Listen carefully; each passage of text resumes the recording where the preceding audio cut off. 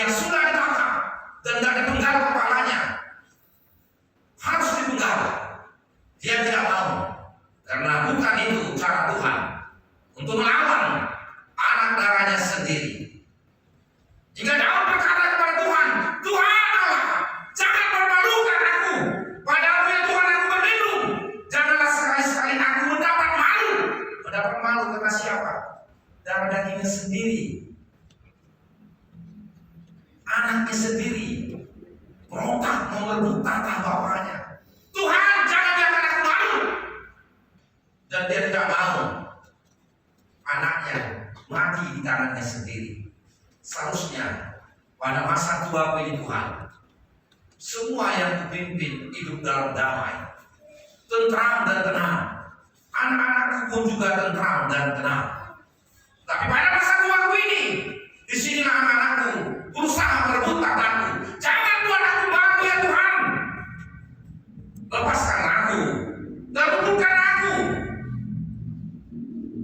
karena keadilanmu ya Tuhan, dan seningkanlah telingamu atas segala permohonanku, dan selamatkanlah aku dari ancaman pemberontakan ini.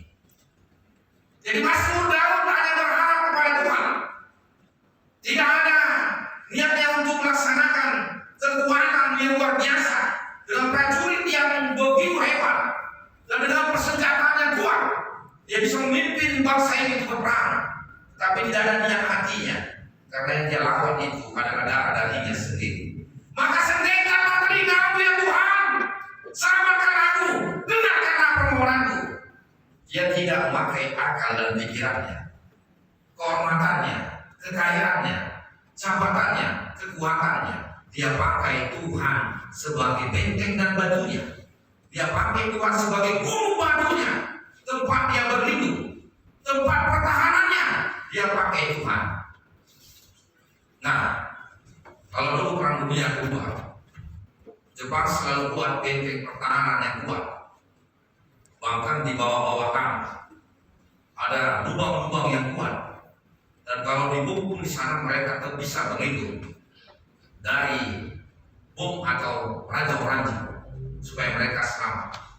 Nah, kalau gunung yang digambarkan sebagai gunung batu ini, kalau ada bencana, ada banjir, di sekitarnya akan hancur dan tenggelam.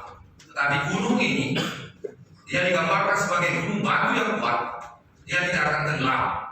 Gambaran itu adalah gambaran Allah Yahweh Elohim, Allah yang kuat, Allah yang luar perkasa, Allah yang akan menjaga. Dan Mazmur Daud dalam Mazmur 23 ayat 1 dan 4 juga mengatakan itu. Gada dan tongkatmu yang menjaga, yang melindungi. Jadi gada dan tongkat Tuhan itu, itulah menjaga anak-anaknya, itulah melindungi anak-anaknya. Jadi kalaupun ada pergumulan yang berat dalam hidupmu, saudara yang terkasih, panggil Tuhan sebagai tongkat dan gadamu. Panggil Tuhan sebagai gunung batumu. Panggil Tuhan sebagai benteng pertahananmu.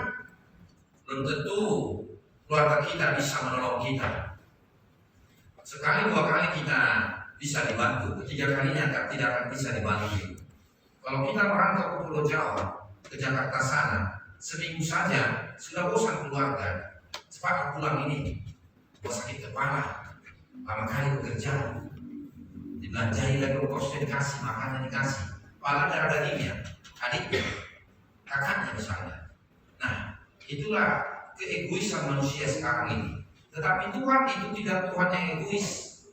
Dia Allah pengasih dan hadir dimanapun, yang disebut dengan omnipresent. Jadi Tuhan hadir dimanapun. Di sini pun dia hadir. Amin. Hadir di sini. Dan dia tahu isi hatimu. Dia tahu isi hati Daud. Daud tidak mau melakai kehendak Tuhan. Daud tidak pakai kekuatannya, tahtanya, kerajaannya, jabatannya. Dia tidak pakai. Tapi dia hadirkan Tuhan dengan perkataan, jadilah bagiku gunung batu, ayat 3 itu, tempat aku berteduh, kubu pertahanan untuk menyelamatkan aku, sebab engkaulah bukit batuku dan pertahananku. Ya, jadikan Tuhan bukit batunya,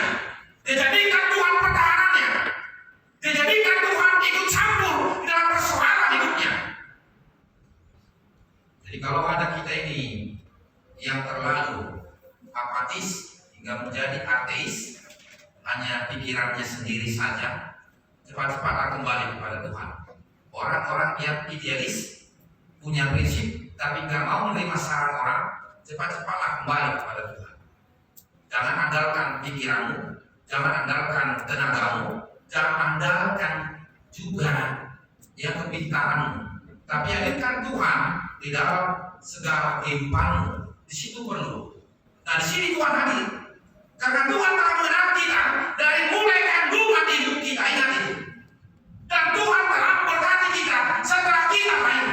Maka terpujilah namamu Tuhan. Kupuji Engkau. Karena Kau sudah memberkati aku dari mulai kandungan ibuku. Aku di dalam kandungan. Dan setelah aku lahir, Engkau memberkati aku hingga menjadi seorang raja. Terpujilah namamu Tuhan. Jadi, saudara-saudaraku yang terkasih, dari sejak kandungan ibu kita sudah diberkati Tuhan. Amin. Kalau ada pun seorang anak gadis yang salah langkah dengan pasangan-pasangannya yang masih muda, yang mencoba menggugurkan kandungannya, kalau Tuhan tidak berkenan, itu lahir. Nah, lahir walaupun mereka tak bersalah, tetapi anak itu tidak bersalah. Yang bersalah ibu bapaknya, karena belum resmi menikah, melakukan hal yang salah, menjijikan di mata Tuhan. Lahir karena Tuhan tidak ingin, ya, anak-anak yang dikandungan seorang ibu itu tidak panjang umurnya. Maka Daud katakan di sini, kepadamu aku bertobat mulai dari kandungan.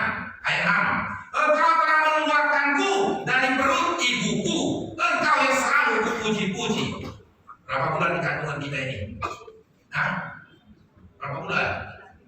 9 bulan. Ibu kita yang mengandung kita, dia berusaha bayi dalam kandungannya itu sehat walaupun dia tidak sehat.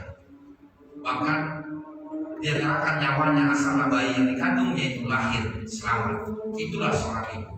Bahkan dia paling susah melahirkan, tapi dia berusaha anak yang dalam kandungannya itu selamat walaupun dia menderita sakit bersalin. Bahkan dia berusaha vitamin yang dimakannya itu diserap oleh anak kandungannya itu. Bahkan dia